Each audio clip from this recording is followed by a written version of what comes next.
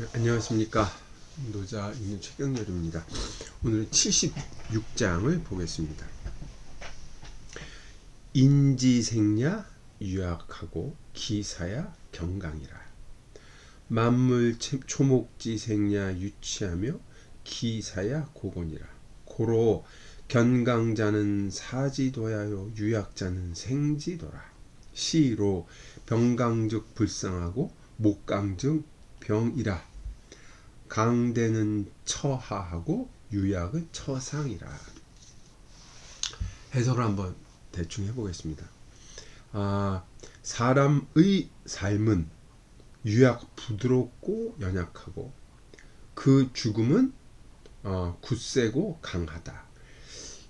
축자역을 제가 했는데 요걸 약간 뭐랄까 의역을 한다 그러니까 풀어보면 사람이 살아있을 동안에는 부드럽고 약하지만 죽었을 때에는 굳세고 딱딱하고 강하다. 만물과 초목의 삶은 만물과 초목이 살아있을 때에는 부드럽고 무르다는 뜻이죠. 부드럽고 소프트 말랑말랑하다는 얘기죠. 그리고 죽었을 때에는 마르고 퍼석퍼석하다는 얘기, 마르고 딱딱하다는 얘기죠. 메마르다는 얘기죠. 그러므로 굳세고 강한 것은 죽음의 무리라 그랬어요. 부드럽고 약한 것은 삶의 무리다. 이 때문에 군사력이 병이 강하면 이기지 못하고 나무가 강하면 이 병자가 문제죠. 나무가 강하면 동사로 쓰여서 이것도 이제 무기 도구에게 피해를 입는다 정도 일단 보겠습니다. 강하고 큰 것은 아래에 처하고 살고 아래에 있고 부드럽고 약한 것은 위에 처한다. 이건 그 노자를 여태껏 읽어왔기 때문에 이미지는 반복된다는 건 알 수가 있죠. 노자의 지향은 유약, 부드럽고 연약하고 물이나 여자나 어린아이 이런 것들이고 이 굳세고 강하고 딱딱하고 이 쇠붙이 같은 것들은 지향한 점이 아니죠. 그거를 이제 삶과 죽음으로 이제 얘기를 한 거죠. 이는 이 76장은 삶과 죽음에 대한 비유로 유명하죠. 이거는 단순히 그 노자의 뭐 사고방식이기도 하지만 우리 일상에서도 흔히 확인되는 거죠. 그 새싹이 돋아날 때는 부드럽고 유약하지만 나무가 죽어서 넘어져 있을 때는 이 마른 등걸 딱딱하고 견고하죠. 이건 사실 진짜 진술이라고 볼 수가 있죠. 이 삶은 유연하고 죽음은 경직되어 있다. 유연성과 경직성을 삶과 죽음의 이 빗대는 등식은 뭐 생명할 때나 대한 유명한 이야기지만 처세나 통치에 대한 의견으로도 확대가 가능하죠. 그래서 여기 뭐 병강정 불승이라는 말로도 이제 확대가 가능한 거죠. 이 부분은 전체적으로 어렵지 않기 때문에 긴 설명은 뭐 필요치 않을 것 같습니다. 다만 마지막 구절에 아까 말씀드린 목강즉 병이라는 구절은 좀 설명을 해야 될 것 같습니다.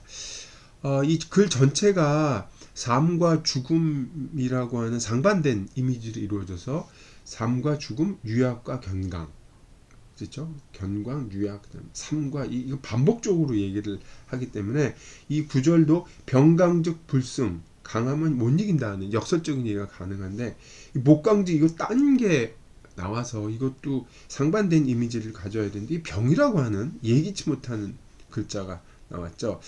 그러니까 불승과 병이 상반되질 않아요 지금. 그래서 이게 이제 해석이 약간 이상하고 의미도 이게 뭐지 할 수밖에 없는 부분이죠. 이 하상공본이라는 딴데 판벌에 보면 목강즉 이 글자가 공이라는 글자가 되어 있어요. 동사로 쓰여서 이것도 나무가 강대하면 강하고 이거 강대라는 말 뒤에 나오니까 나무가 강하고 이제 크면 나무와 그 나무 가지와 나무가 그 위에서 함께 자란다 이렇게 해석을 했단 말이에요. 그것도 말이 됩니다만은 이건 공짜로 해석해서 새로 해석 공짜로 봐서 새로 해석했지만 불승자하고 또 반대가 안 되죠.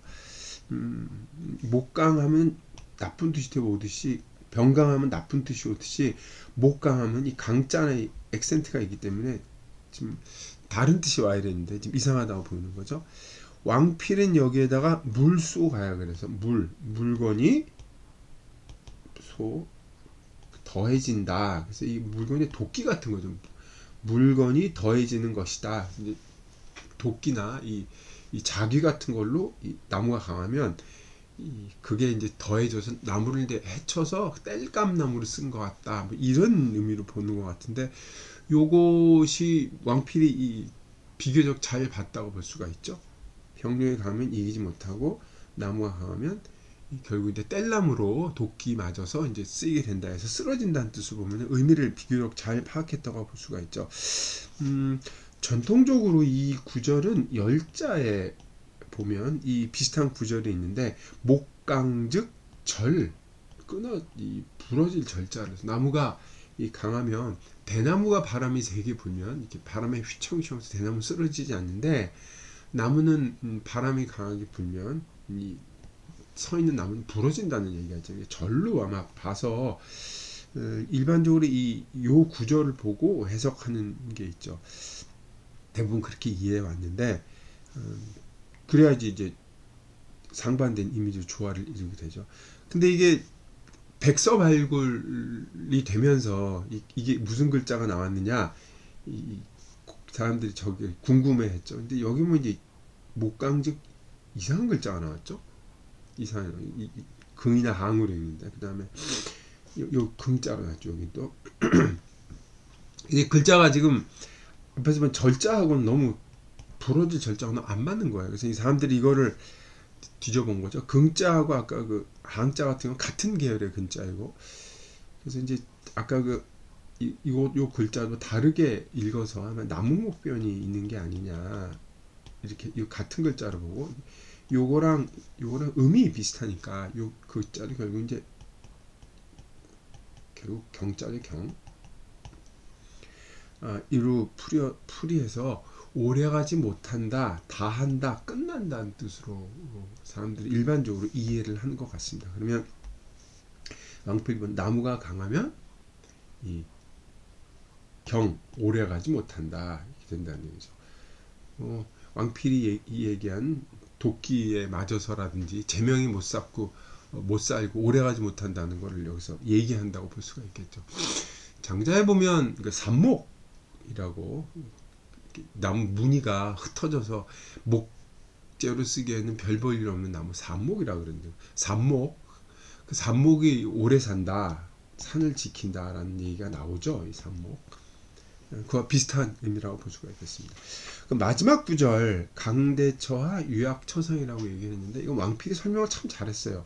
나무를 보시면 그 뿌리가 굳고 견고한 밑동은 아래에 있고 위에 나뭇잎이나 연약한 가지들은 위에 자라죠.